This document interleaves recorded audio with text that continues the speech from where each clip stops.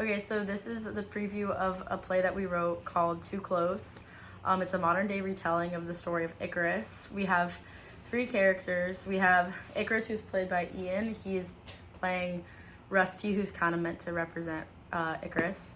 We have Lily, who she's playing Sam, and which is supposed to represent the sun. And then we have Graham playing Dan, who's playing Rusty's father. We're gonna read you scenes 5, 5.5, and 6. So the beginning of the play is just kind of like Rusty and Sam meeting, and they're in a high school together. The scene that's about to happen takes place kind of after they've gotten to know each other a little bit and they're hanging outside of school.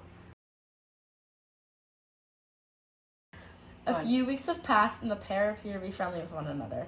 They are laughing and recalling the past hangout they have had.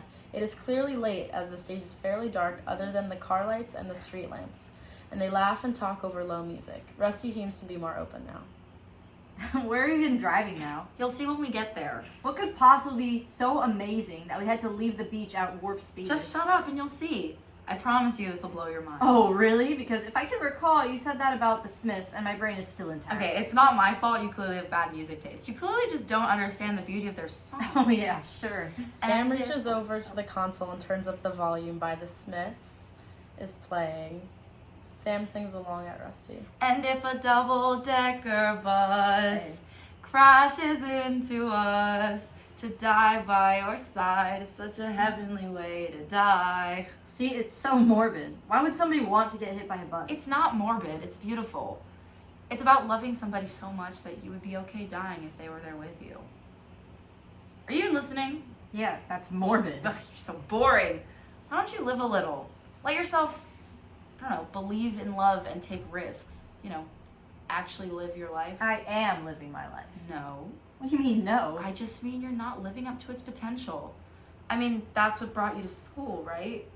Well, there's potential, not just in engineering, but also in everything else. Easy for you to say. You always seem to have no problem just recklessly living. Oh, I have trouble with it, but I ignore it and take those risks. Speaking of, we're here. The car has come to a stop and the boys get out.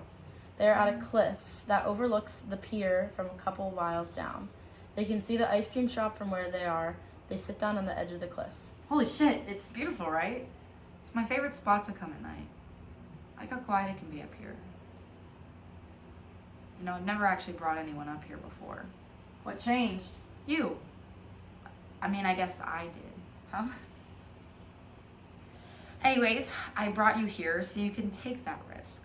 Sam grabs Rusty's hand and walks him to the edge of the cliff. You lost me. Just close your eyes for a moment. Feel the breeze, smell the ocean. It's peaceful, right? Yep. The wind makes me feel like flying. Why don't we try? What? Sam runs to the edge of the cliff and jumps, either off the edge of the stage or into the wings. Sam! The scene shifts. Lights dim as Rusty is pulled in light. Sounds of waves crashing get louder as Sam also jumps. When you get asked that hypothetical question, if your friend jumped off a cliff, would you? You never think it's serious. Yet there I was, watching Sam jump off a cliff. I jumped after her.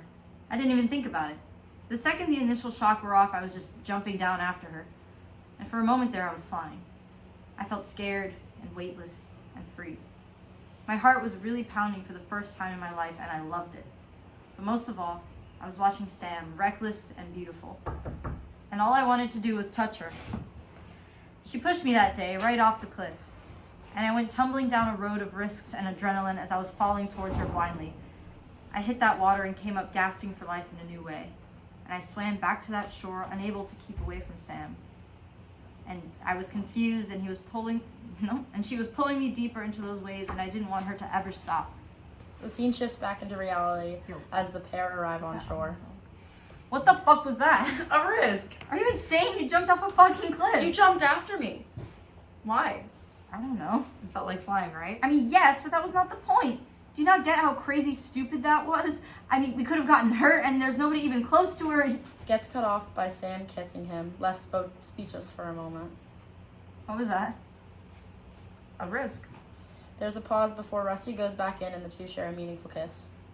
It's getting late. We should probably get back to the car. They exit. Rusty and Sam have returned to the car after their plummet to the ocean. They are wrapped in towels from the trunk, and there is tension in the dark, cold air that flows through the open windows of the car as they head back to town. You're awfully quiet. Is everything okay?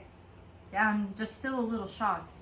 I know my dad's gonna be pissed. I'm out way past curfew. Yeah, but you're not freaking out. Why aren't you like freaking out? I mean, you normally freak out. Alright, I get it. I freak out a lot. So why not now? I'm thinking. Didn't know you could do that. Shut up. I'm thinking about the cliff. Well, about the fall down. Yeah? Yeah. I don't know. I was scared, of course, but I felt free. My heart raced, and it felt like I was Flying. Yeah, it's a great feeling. I try to capture it where I can. Like here. On the long, empty road they're on, Sam speeds up the car, going far too fast to be safe as she opens the sunroof. Wind is whipping through the car. Stand up and fly! Rusty stands up through the sunroof and holds open his arms. Wind is blowing through his hair as there is a light that never goes out plays in the background. They slow down as they arrive to Rusty's house. We're here. Thanks. Hey, I would always give you a ride. No. Thanks for everything. I haven't felt that alive in a while. Then my work here is done. Hey, don't be a stranger. See you tomorrow? Yeah, of course. You should put on some dry clothes. Good night, Rusty. Good night, Sam. Rusty walks away from the car, pauses, and then runs back, kissing Sam goodnight. Sam drives away, leaving Rusty standing at the door. Rusty is once again left in a pool of light as he addresses the audience. She kissed me. And I kissed her. And it was confusing and consuming and left my lips burning. That night was the first time I had felt alive in my entire life. And from that moment on, I was gasping for air like I had been holding my breath for eternity. But I wasn't just gasping for air. I was also still in those waves, treading water as waves crashed over me. But at least I had broken the surface. And I finally saw Sam in all her glory, and I got to touch her in fleeting moments where she filled me with warmth in an ocean of cold water. That night was everything. Until I walked in the door. Lights fade to black as Rusty walks in the door and the scene ends.